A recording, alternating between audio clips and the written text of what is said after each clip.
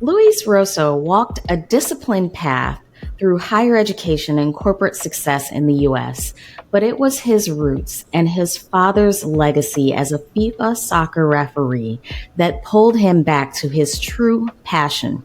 Now he's helping athletes build strong personal brands and elevate their performance on and off the field.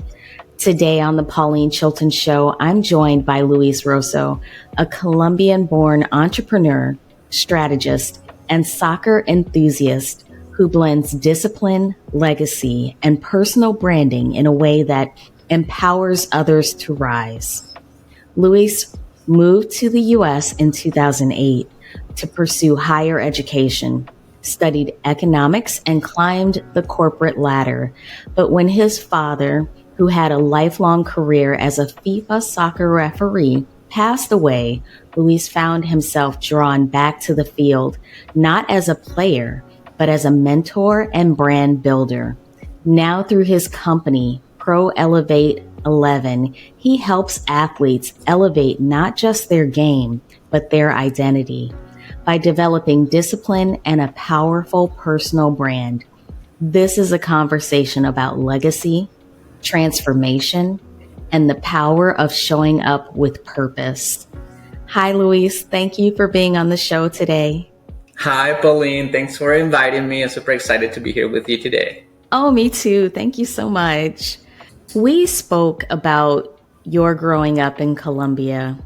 Let's go back to your childhood in Colombia. What are some of your earliest memories of attending games with your dad, and how did that shape your love for soccer? Yeah, I have lots of memories going with my dad, spending time with him. I think that was one of the opportunities I had to build a relationship with him, just going to the games with him and just seeing him on the pitch, just there, following his dream of being a referee and doing what he loved. So it was really good for me to see that, just seeing somebody doing something they loved, not because of the money, but because it was his passion.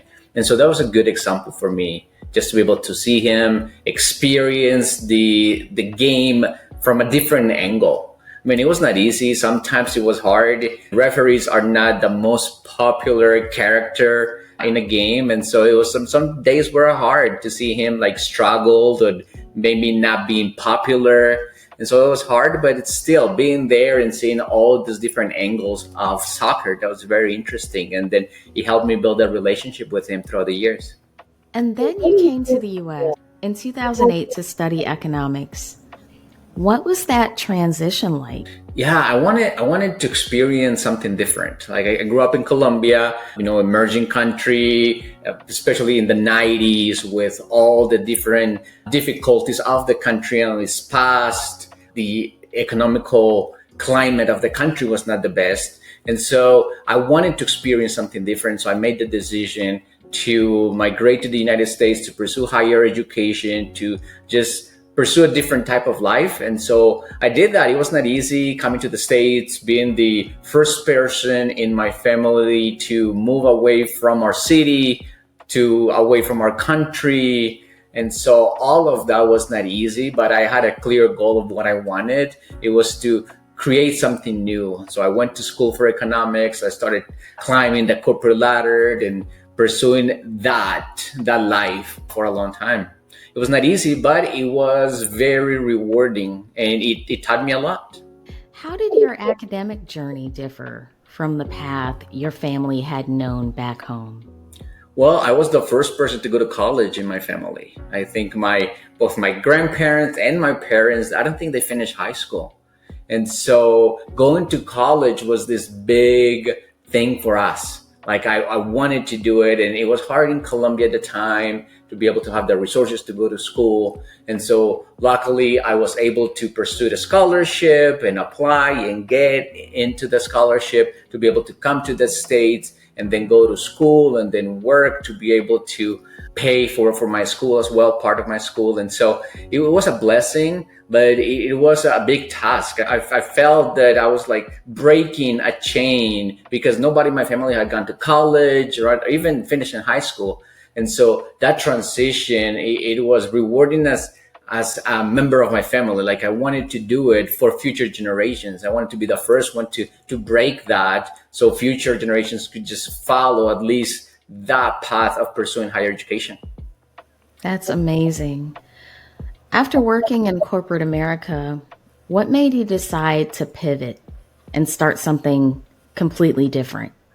I think it's two things. One, my roots, both culturally and personally. I wanted to do something being a Colombian and knowing all the talents that we have back in Colombia. And then two, my dad, like he passed away from cancer in 2014. And so I was like, okay, I want to do something that connects me with him. And for a long time, I was trying to figure out what it was. If it was languages, and I was just go and teach people how to speak English, or maybe it was something different, until I felt that soccer was the right connection. There's a lot of talent in Colombia. There's a lot of people that want to pursue a career in sports and they don't know how. And then I was like, okay, there's a lot of talent there that needs some help. And then two, like I can reconnect with my dad in some sort of way where continue his legacy, continue his journey, seeing the game from a different angle. And so that's when I decided to, okay, let's do something here. Let's build something that continues the legacy and connects me back with my roots. Was there ever a defining moment? I think there were different moments, but I think one of them was getting certified by FIFA. The FIFA exam is a very hard exam. I think the passing rate for the longest time was about 15%.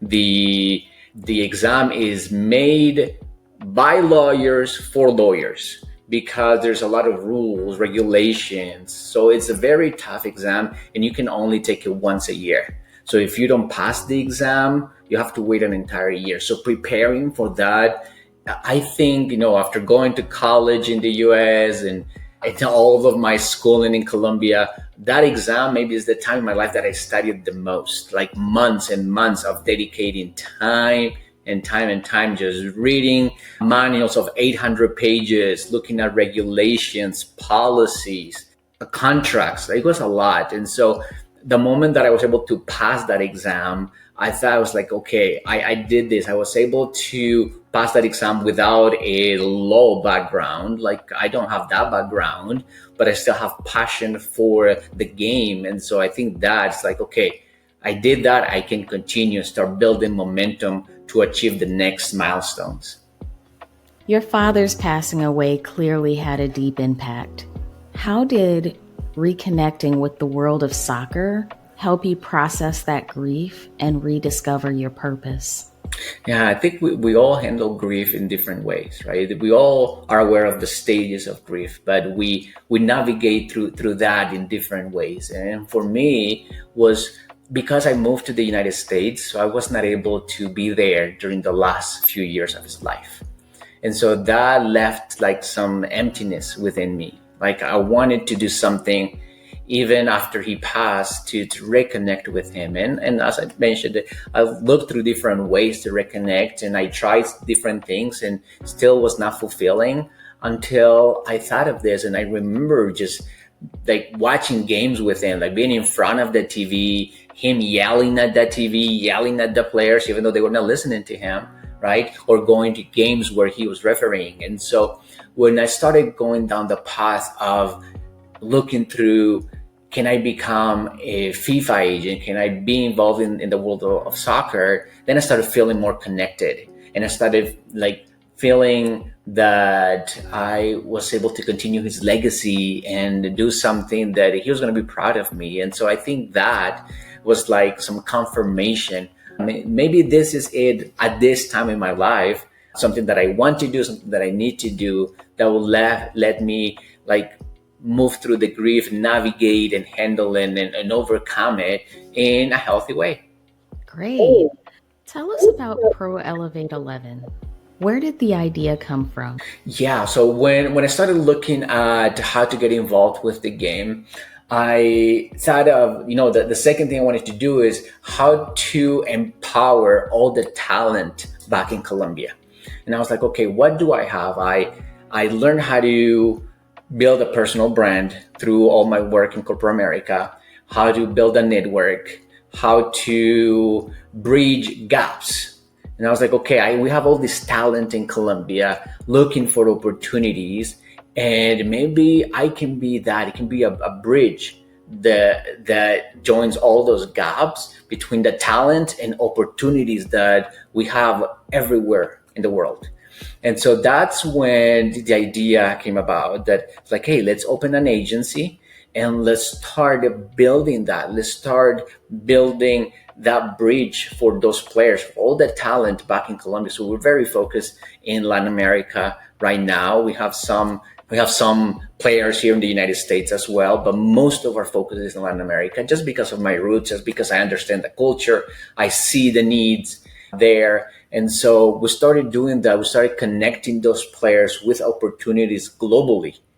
And then off the pitch, off the field, looking for opportunities for them to build a career and also be able to build a personal brand that will help them impact their followers, impact people that see them on TV, and be able to continue growing even after their careers are over.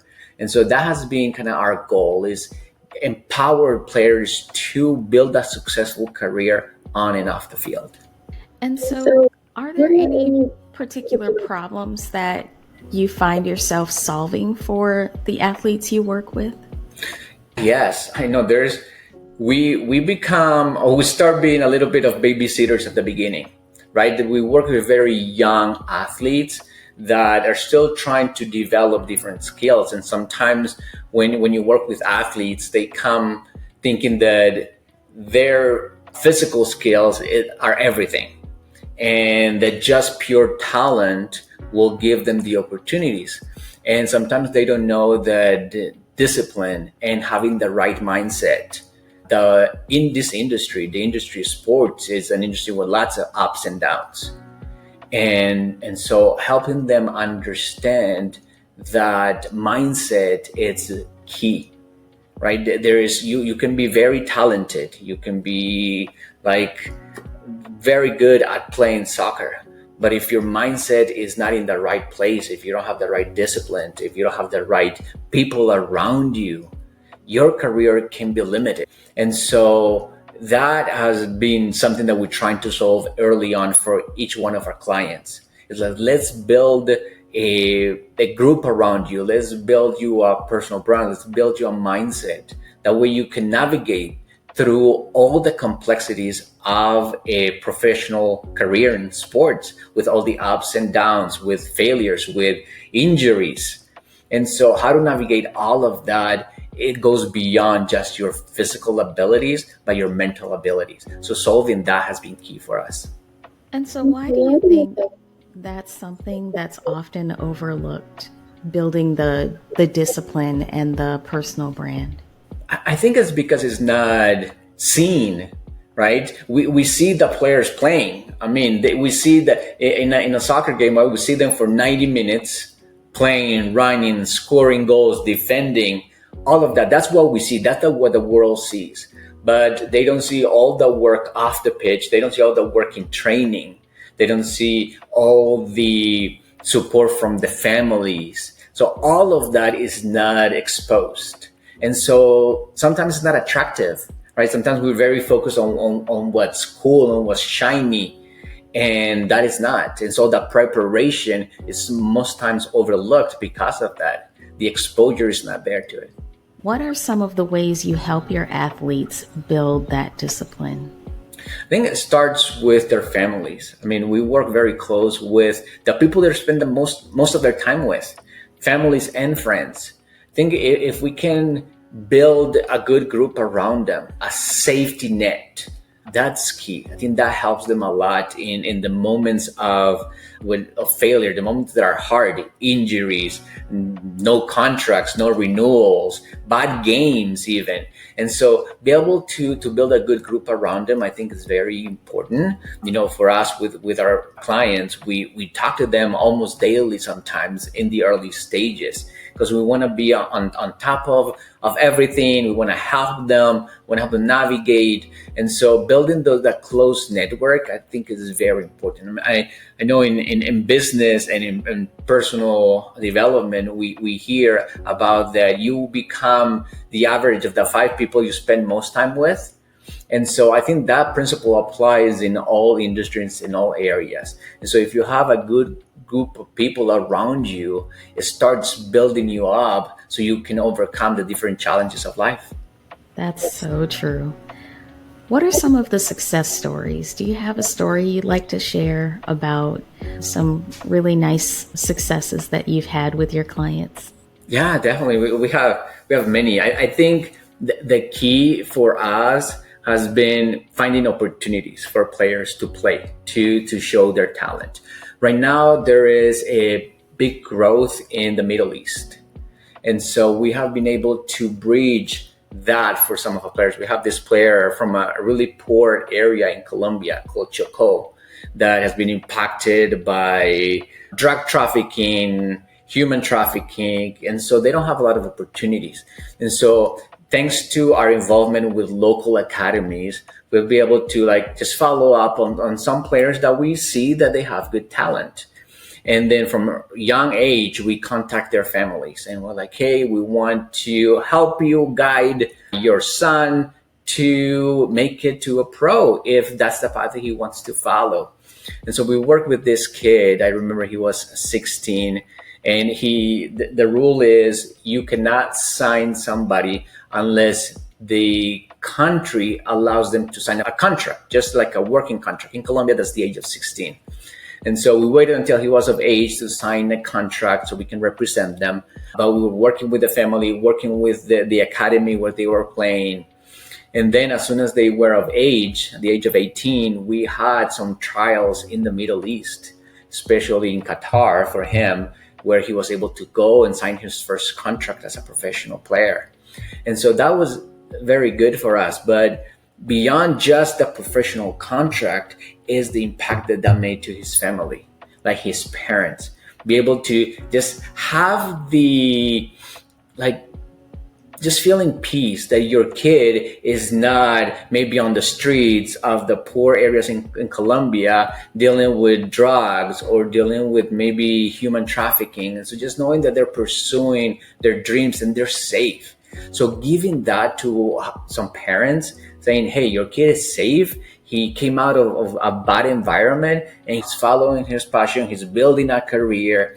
And so that to us is that's what we do, is to be able to provide that opportunities to players to continue developing, but also to the peace of mind to some parents that are worried about their kid in Colombia. And so that was one of the stories that I always tell, just because it brings me joy for what I do. That's so powerful. And just listening to you tell your story gave me chills. What's the legacy you hope to leave? Not just through your business, but through the values you live by and the people you impact along the way. Yeah, I think with the evolving world and with all the opportunities that are out there, what we really want is for people, and especially kids and athletes, to know that they can make it. Sometimes, and especially in Colombia, there's some corruption in this industry. And so players feel limited, that if they don't have money to pay for a trial, or if they don't have money to go to a good academy, that they're not going to be able to pursue their passion. And so be able to break that down, be able to provide a space, provide a path for them to follow their passion, and that it is possible. Sometimes people don't think that it's possible for them. They see people on TV making good money playing soccer or playing other sports, and they think that's just them. That's not me. I don't have the resources. And so we want to make sure that they feel empowered to develop resourcefulness and to follow their dreams and to pursue what they're passionate about, and don't feel that they have to go to a factory to work because that's it for them, because they came from a poor area, or their family don't have money, or they don't have like money to go to school. We want to make sure that people know, athletes know, that if it's their passion, they can follow it, they can build and develop the skills they need to make it. That's amazing. So, for those families who are interested in working with you, how can they get a hold of you? Yeah, they can find me on LinkedIn, Luis Rozo, Pro Elevate 11. They can find me there, also on our website, www.proelevate11.com. They can find us there. There's a form they can fill out. Then we'll get in contact with them. We'll take a look at their videos. We'll connect them with scouts, connect them with opportunities to help them on this path of following their passion of playing soccer. That's so great. Thank you so much for being here today. If today's conversation with Luis Rozo sparked something in you, whether you're an aspiring soccer player or a parent who wants to support your child's journey on and off the field, don't let that passion go on. Luis combines legacy, discipline, and strategy to help athletes level up not just their skills, but their mindset and personal brand. If you're serious about developing into a well-rounded player or raising one, visit proelevatexi.com to learn more about his coaching, mentorship, and performance programs. This is your invitation to move with intention, train with purpose, and build a life around your love for the game. And if you enjoyed this episode, make sure to subscribe to the Pauline Chilton Show on YouTube or your favorite podcast platform, and consider supporting the show through our affiliate links for Adobe and Descript, the tools we use to bring these powerful stories to life. Until next time, keep growing, keep showing up, and keep playing the long game.